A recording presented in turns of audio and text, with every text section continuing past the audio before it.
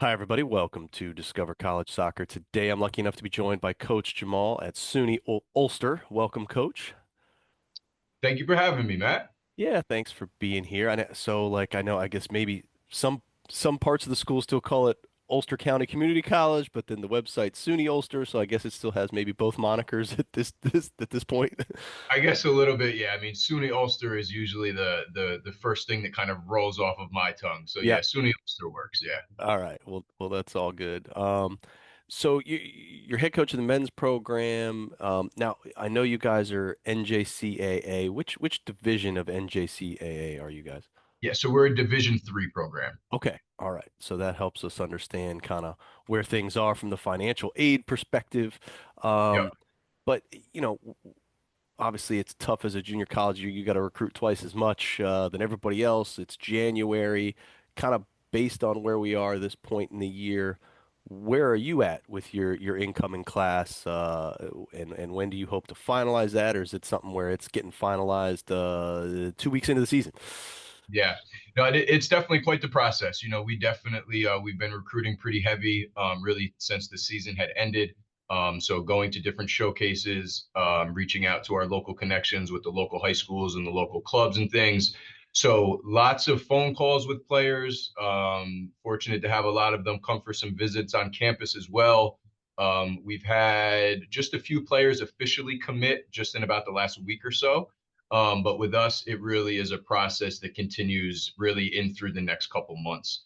Um, Especially, a lot of the players, I think our program has reached a point now where we're recruiting a lot of players that are also looking at 4-year options and they have kind of higher aspirations than potentially a JUCO school.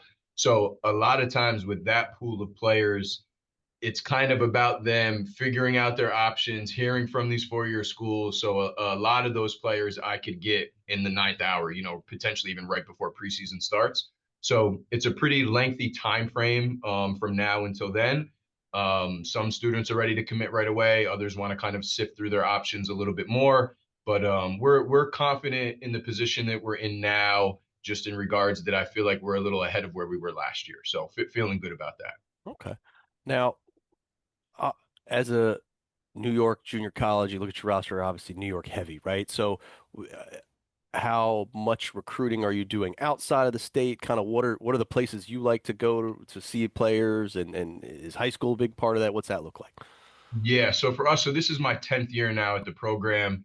And, I took over the program and we were pretty much starting from scratch. So the most important thing that I did over the first couple years was really develop these relationships again with all of our local high schools and all of our local clubs. So we were able to do that, for the first 5 years or so that I was here. Again, we feel very comfortable with the relationships that we've been able to build.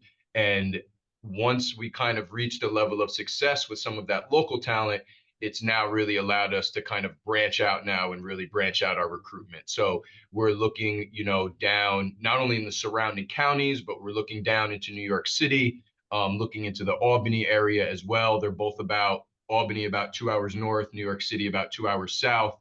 So we've been able to branch out in that regard. And we've also tried to get into the international pool as well. We were fortunate we were able to bring in a player from Australia and England for this year. So hopeful that we can continue in that regard as well. So I mean, I'm trying to turn over every rock and stone possible. But it feels good now to be in a position where we've been able to branch out much more than just kind of our backyard here. Okay. Well, whether it's local, international, wherever, kind of what makes up the hierarchy of things you're looking for in a player, both on and off the field. Yeah, so I mean, off top, we want a well-balanced student athletes. We want guys who obviously, understand their responsibilities within the classroom first and foremost. But our motto here at Ulster is start here and go far. We recognize that we're not an end goal for players, but we feel like we can be a really good starting spot to help them develop academically in the classroom. Our class size is very sustainable to them being able to do well in their class. Only about 18 to 20 students in the class. So developing them academically, and then the same thing on the field, looking to be able to take their game to the next level and try to open up as many opportunities for them at the 4-year level. Um, um, so Yeah, I mean, in terms of like we're just looking to raise the profile of our program as much as possible. So even from like a skill set or position set, like we're looking for talented players. We want to be able to have as competitive a group as we can. So I'm always looking at all positions and all talented players, really doing anything that we can to really just boost the level of our program. Okay. Well, do you have a roster size that you're trying to hit that you feel is ideal each season? So yeah, we've fluctuated a little bit over the last handful of years, but I think right in that, 24, 25-ish range is where we want to be. Last year we were at 21. But I'd love to get to that 25 spot with at least two or three goalkeepers. So that's usually always our goal is that 25 spot. Yeah. Okay. Makes sense. Well, let's learn a little bit more about the school. Like you said, you've been there almost a decade or so. Kind of, what are some of the things that stand out about the school? Some awesome things about the school, maybe some things we wouldn't even know by going through the website. Yeah, I mean, one of the things that stands out, I think, is really just I mean, there's a lot of different things. I mean, the affordability piece is huge at junior college. I think the way the prices of everything are just in the economy these days, I think families are always looking for ways to be able to save a couple dollars. So the financial aspect of Ulster is huge in terms of setting students up for success financially, just not being in debt for the first couple of years of their college experience. So that's always a huge sell point to families. And like I said, the academic stuff. Them really being an actual name and face in the classroom, getting to know their professors in these small classes, I think really gears them for a level of success academically. And on the field, it's the same thing. We want to be able to develop them. We play a pretty competitive schedule with some nationally ranked teams as well. So we feel like it's a great opportunity for guys to be introduced to the college level at a high level and hopefully open up some different opportunities for them after they're here for a year or two.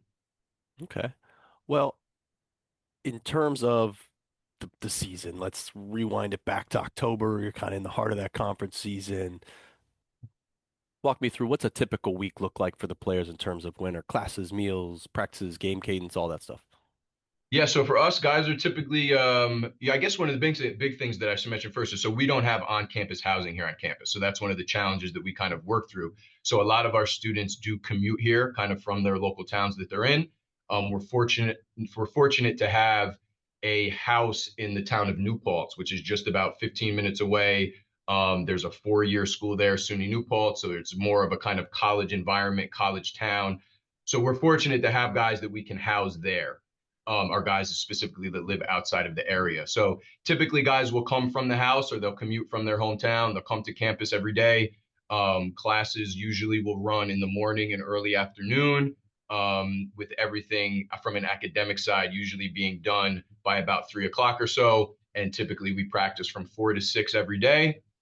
We have a grass field here on campus. But we also have a local high school that allows us to use their turf facility. So we have that as well for a lot of our games. Typically, we're playing a 15 game regular season schedule for the most part, playing two or three games a week once the season begins. Usually starting the season with our preseason. We'll go preseason for about 3 weeks or so and look to have a couple, two or three scrimmages set up in that time frame. But our guys, I guess one of the biggest things is just when they get to campus for the day, like they're pretty much here for the day, so making sure that they have the time and the opportunity to get all of their academics done, get their additional work done, grab a bite to eat, hang out a little bit, and then ending with practice at the end of the day. So we try to keep them as busy as we can. Okay. No, that makes sense. Well, let's talk a little bit more about the team. Kind of, we talked about roster size, but I know you're the head man doing all things with the team, but is there any other staff that helps out, whether that be assistant coaches or athletic department staff, and what role does kind of everybody play there? Yeah, so I do have two main staff kind of within the department on the administration side of things that are able to really help and support, everything that we're doing with the program. And then the more day-to-day stuff, I have a regular assistant coach who's with me. He's been with me now for the last 5 years, so we have a really good relationship there. And a second assistant as well, who's a little bit more specific to our goalkeepers. So he's with us not quite on a full-time basis, but still enough to be able to get our goalkeepers some good work. So yeah, it's great to be able to work with people who kind of share the same vision and just the same goal to really help these student athletes. So yeah, glad to have the staff that I have at this point. Yeah. Okay. Well, what about you? Talk to us about your coaching style and the style of play you look to play there. Yeah, I like to consider myself to be a very, player friendly coach. I mean, I like to be able to get to know my players on and off the field. Um, um, and I like to be just available to my players. I mean, I love to be able to have conversations with guys, even if we're talking details of the game, meeting before practice, meeting after practice, really making myself available to them just to make sure that we're on the same page and, what we're looking for from them as players. Um, and It took a while or for us to kind of get to the point of playing the style that we want to play. Like I said, we struggled a good deal in my first couple of years when I was here, getting the right personnel in. But now that we've had some success bringing in some talented players, we've been able to play a much more possession style of game, which is really good. Typically we played out of a four back, typically a 4-2-3-1 or a 4-3-3. So really possession based. We want to be up the field and attacking the other team as much as possible. We want our outside backs to be involved in the build-up play and involved in some of the final third decisions that are being made. So yeah, I mean, every team is obviously a little bit different. You have to be able to take a look at your personnel and kind of see how it fits. But we've been the overall kind of dynamic and vibe we've been able to create over the last couple years has been a lot of fun. Okay. Well, like I said, we're talking in January, so we're in that now spring semester, that off season. What does that look like for you guys? Yeah, so for us, our guys ended the fall semester just, concentrating on academics after the season ended, just looking to get their GPA as high as they can.